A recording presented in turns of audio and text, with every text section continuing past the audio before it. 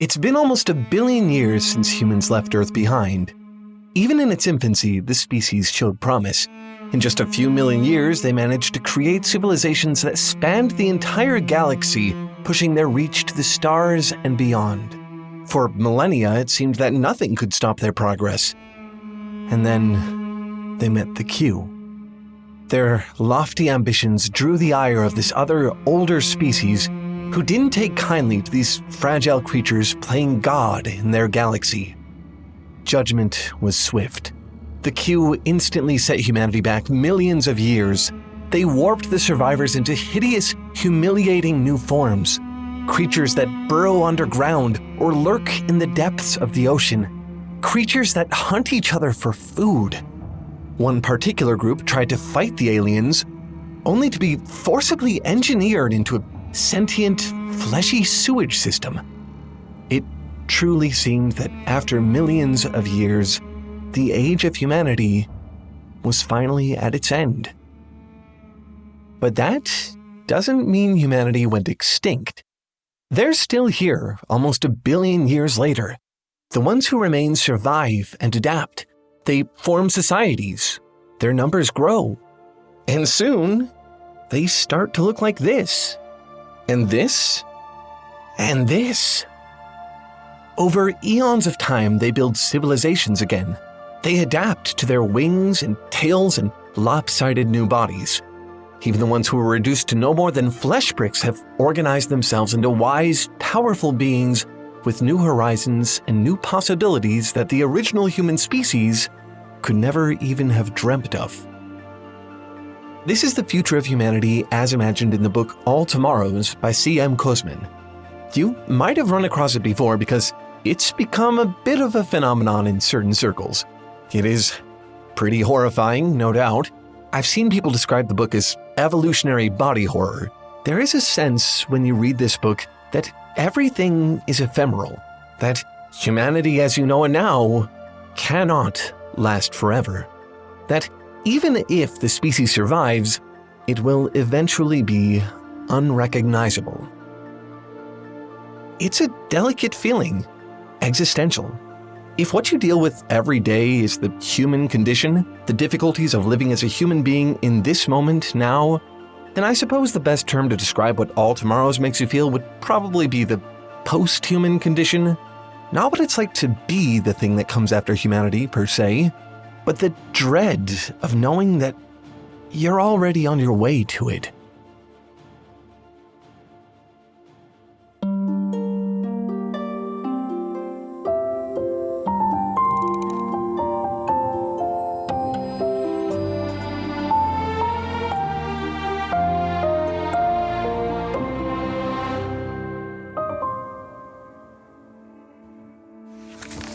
The book I Am Legend by Richard Matheson is a much shorter timeline than All Tomorrows. It doesn't describe millions of years of human evolution, it barely describes a few generations, but it conveys the feeling of the post-human condition in a way that I've seen in few other stories. The protagonist, Robert Neville, is the last human being left on Earth. A bacterial pandemic has turned everyone else into mindless, zombie-like vampires. He remains alone at ground zero with his home lab, trying desperately to find a cure. As the years go by, he grows bolder and also colder. He slaughters any vampire that gets too close. He gets good at it, to the point where he begins to abduct them and starts to experiment on them, trying to figure out how the infection works. Occasionally, he makes a breakthrough, but it's hard to feel like it even matters. He knows the world is too far gone. Even if he found a cure, would there even be a point now? Worse than the threat to his life, worse than the futility of his situation, is the endless loneliness of it. What he really wants, more than anything else, is to talk to somebody. Neville has learned a lot about vampires, but there's one thing he doesn't know. A certain subset of them have been evolving, getting smarter, stronger. They've even formed their own society with social hierarchies, legal systems, new ideas of justice. When Neville finally discovers these new vampires, he decides that they're not just mindless savages like the ones he's come to know. They're evil, calculating, manipulative monsters, no matter how smart. They see it differently. After all, Neville has been killing and experimenting on their kind for years. From their perspective, he isn't some vigilante survivalist, he's a serial killer. And they plan to do with him what any human society would do with serial killers. Now, Neville is the anomaly. He's the monster against a society of new humans. Surrounded by a sea of unrecognizable faces, he realizes, quote, "Normalcy was a majority concept, the standard of many and not the standard of just one man. And these vampires? They're the normal ones now." Neville knows that. All he can do now is await his execution so their new era can finally begin. Right as he's going to die, one last epiphany strikes him. Despite the circumstances, it's a darkly amusing thought. He's a relic of a bygone age, the last of his kind.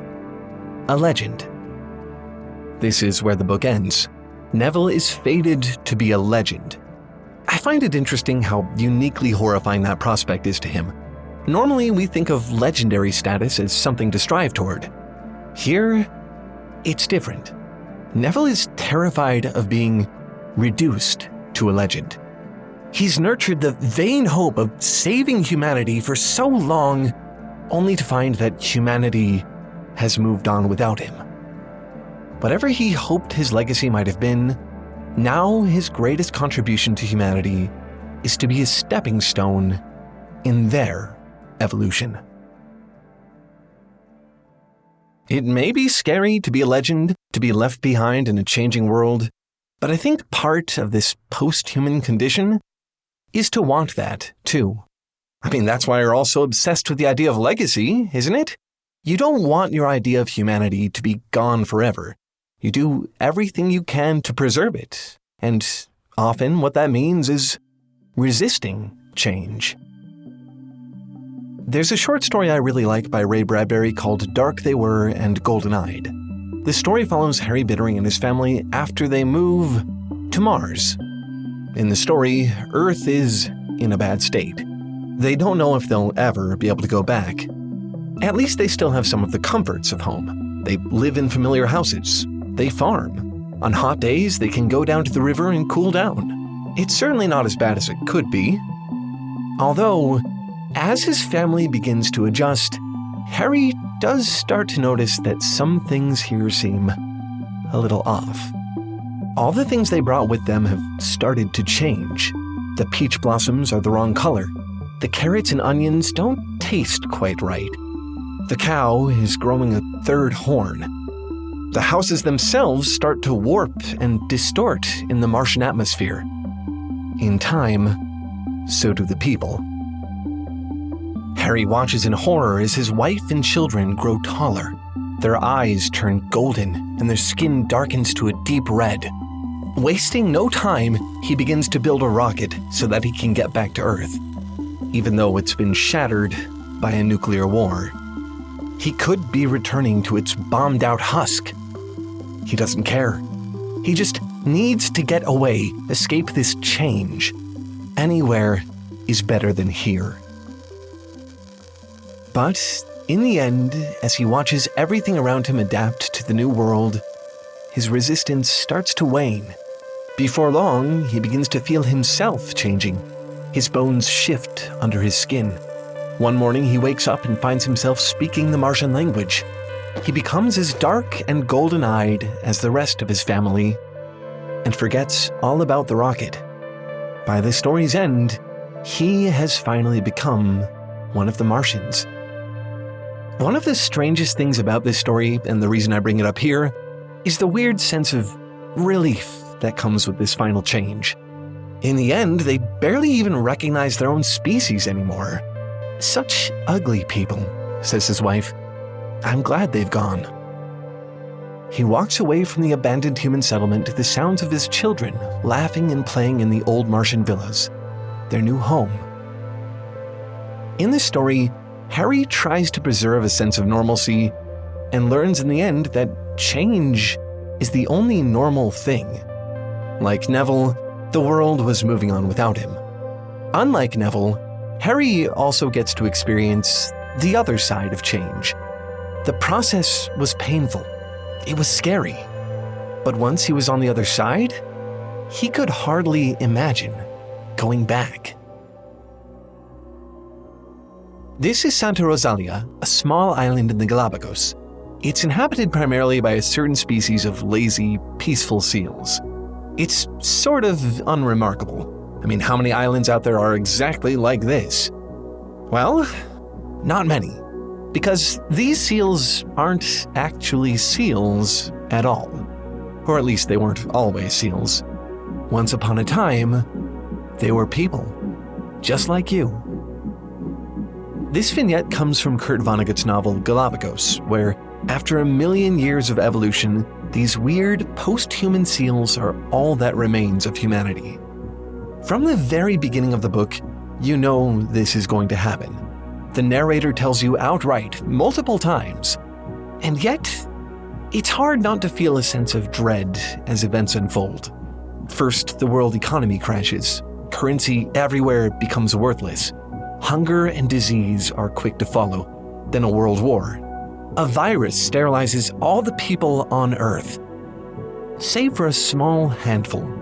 These few humans are passengers aboard the Bahia de Darwin, the nature cruise of the century.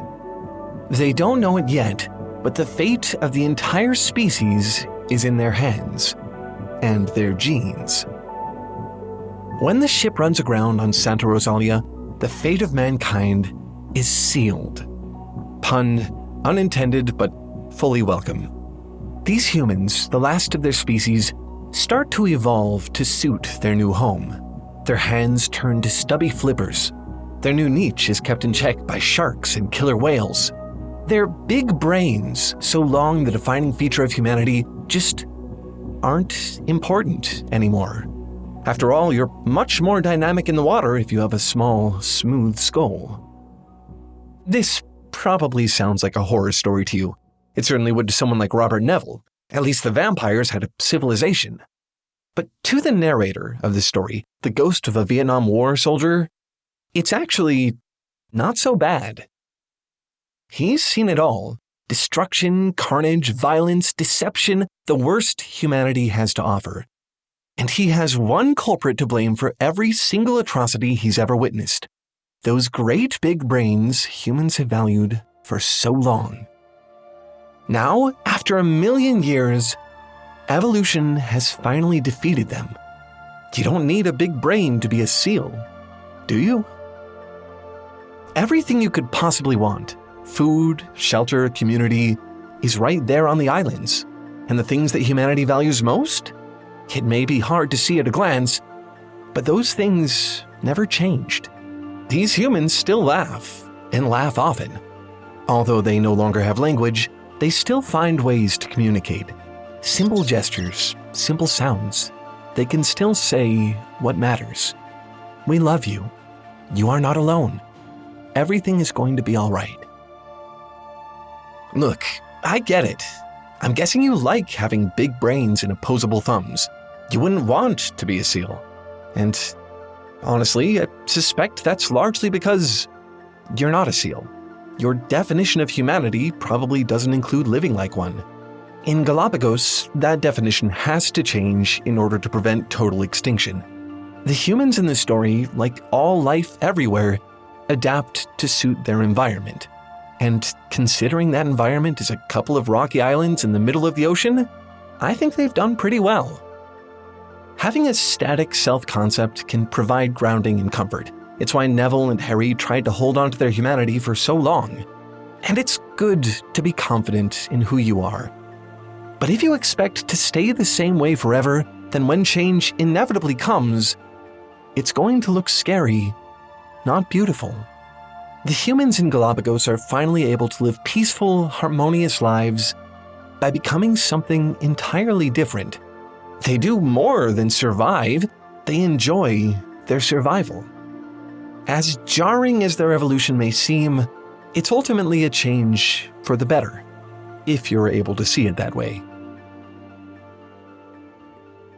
I've been thinking a lot about all tomorrows lately. Throughout the book, human societies grow and evolve, only to be wiped out over and over again. With every catastrophe that befell them, I found myself wondering, what's the point? They're always changing and advancing. Why? To what end? Where are they going? What is the point of all of this? According to the epilogue, there isn't a point. They don't have a final destination, no greater destiny they're evolving toward. The humans in all tomorrows never stop being human. Not just because they technically pass on their genes or establish lasting empires. They're human because they still live like humans, for better or worse. They wage wars, form prejudices against each other, form abusive hierarchies. They also create art and philosophy and love beauty. Some are afraid of their distant relatives, others long to make contact. Evolution, extinction, evolution, they all come and they all go. But the years they live, however short, are what shape the future. While I was researching All Tomorrows, I found it had a very large and very productive fandom. Yes, there are the memes, so many memes, but also art, literature, animations, and so much of it was surprisingly very heartfelt and very passionate. There was one in particular that, I'm not going to lie, made me emotional. It's an animatic by Ophiuchus Animation on YouTube, showing all the new humans as they struggle to process their situations, set to the song New Normal by Jack Stauber. The song was written during the height of the COVID-19 pandemic and really embodies the fear and uncertainty of the time.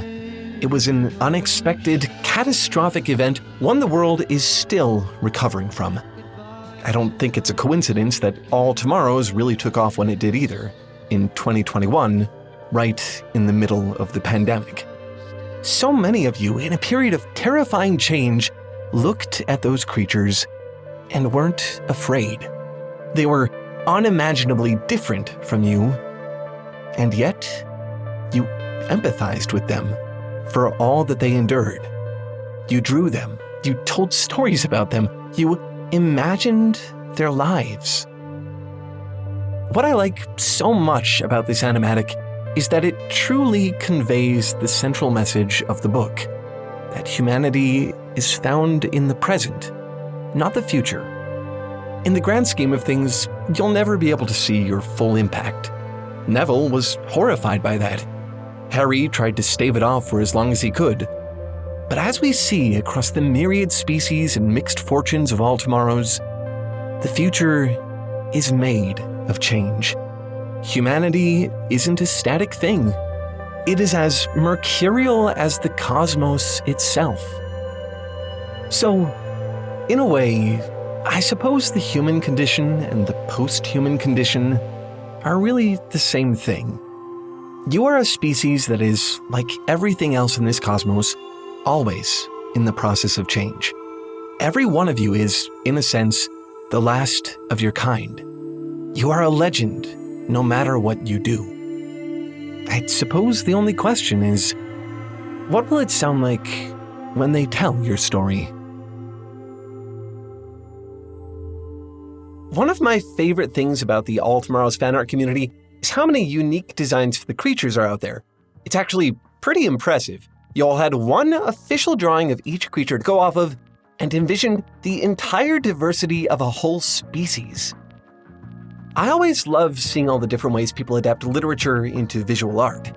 When you read about a post-human creature or an ancient machine or an eldritch horror, what do you see in your head?